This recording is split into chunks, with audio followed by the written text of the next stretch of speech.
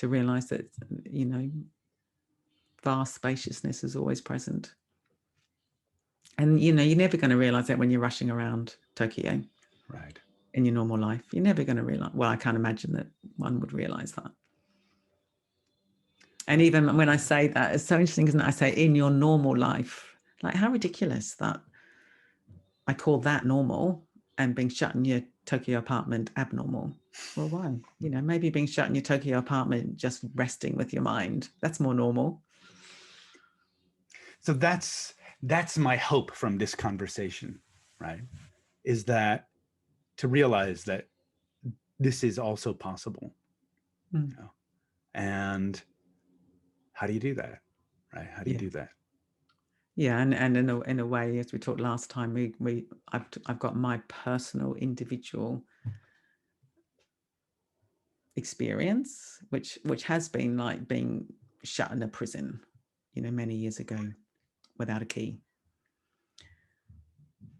And out of that, you know, we've now got something happening on a collective level where lots and lots of us maybe got the experience of being shut in the prison without the key with the pandemic.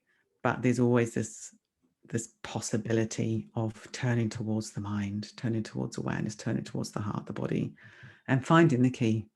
And of course, we always had the key.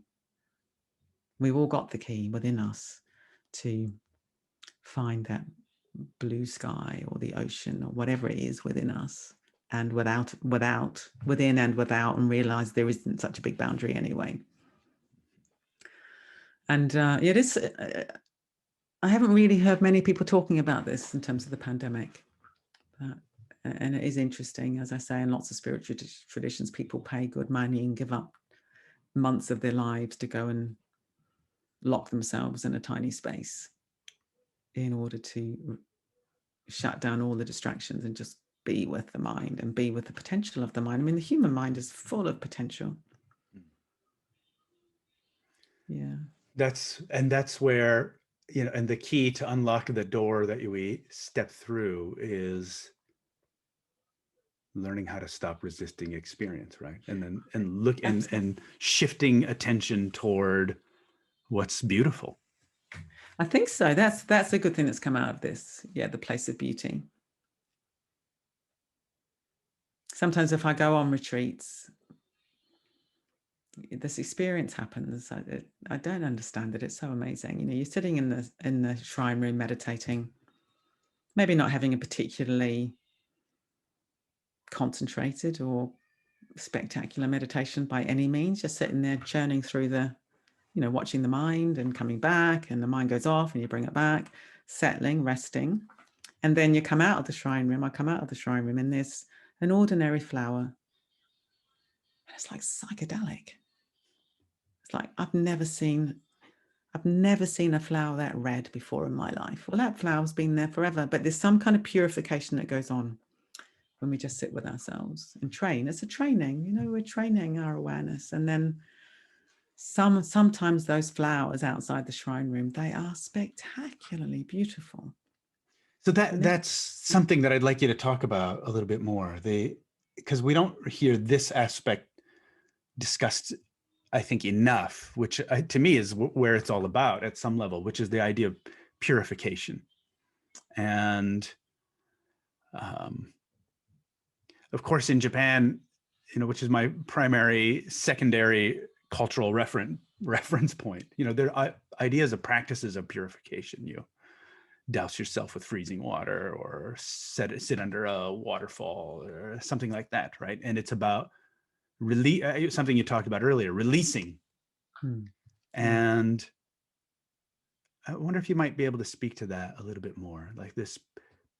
What does that mean when we say purification? That I don't really have a cultural reference point for that. Does that mean? Yeah, well, I think again in the West, maybe not a very attractive concept for a lot of people, because it's like purifying one's sins. Like I'm a terrible sinner. I have to do all these, you know, I have to whip myself and beat myself and wear a hair shirt to purify my sins. I'm talking about again a simpler way. Like, how do we purify the resistance? How do we cultivate a mind and a heart and a body that is naturally sort of yielding and soft. And if we've got stuff that's buried, stuff that we're turning away from, pushing away, there's rigidity. We're introducing rigidity. But one of the things we've talked about tonight is that, and I do really believe this actually, that this kind of boundless awareness, or a state of deep contentment, state of openness, wonder, beauty, it's always here. I think that's probably our natural state, but we shut it out all the time with our resistance and our habits.